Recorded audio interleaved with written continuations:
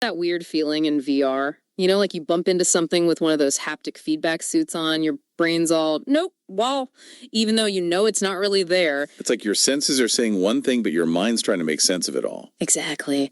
And it got me thinking.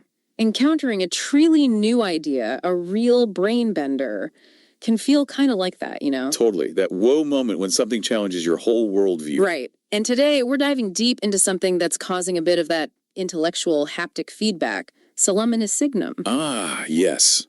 The work of Howard DeLaCruz-Bancroft, coming to us from the Los Alamos National Laboratories. And it's definitely making waves.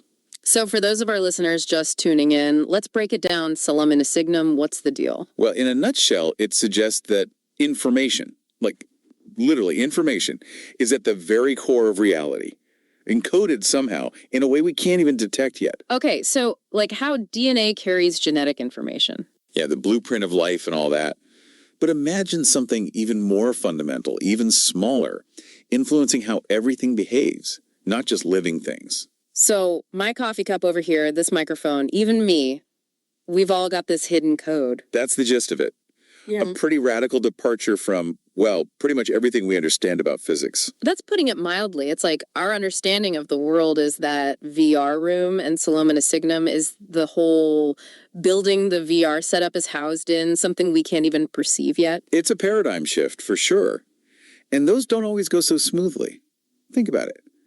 Throughout history, every time we've had one of these major shifts, like going from the Earth being the center of everything to, oh wait, it's the sun. Right. Big time resistance. Totally. You've built your whole career, your entire understanding on certain principles, and suddenly here comes this new idea that turns everything on its head. It's bound to cause some friction. It's like, hold on, you're telling me everything I thought I knew was just a tiny piece of a much bigger puzzle I haven't even seen yet. Pretty much. But that's what makes this whole thing so fascinating, right? It raises the question, how do you even begin to study something like Celominisignum, this information that exists beyond what we can currently measure? Yeah, if you can't measure it, how can you prove it even exists? Seems like a dead end. And that's where DeLaCruz-Bancroft's approach gets really interesting. He's not just relying on traditional scientific methods, the whole observing the physical world thing.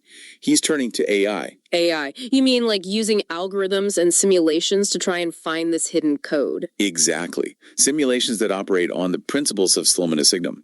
If those simulations can accurately mirror our own reality, well, that's some pretty compelling evidence. So we build a universe in a computer, and if it behaves like ours but is based on Celominisignum, that's a point in its favor. It's a way to explore the theory to see if it holds water. Yeah. It's possible we're at the very beginning of a whole new way of doing science, using AI to delve into realms we couldn't even access before. So, big picture, let's say the Celominisignum idea is the real deal. What changes? What are the implications? Well, for one thing, it could completely revolutionize our understanding of consciousness.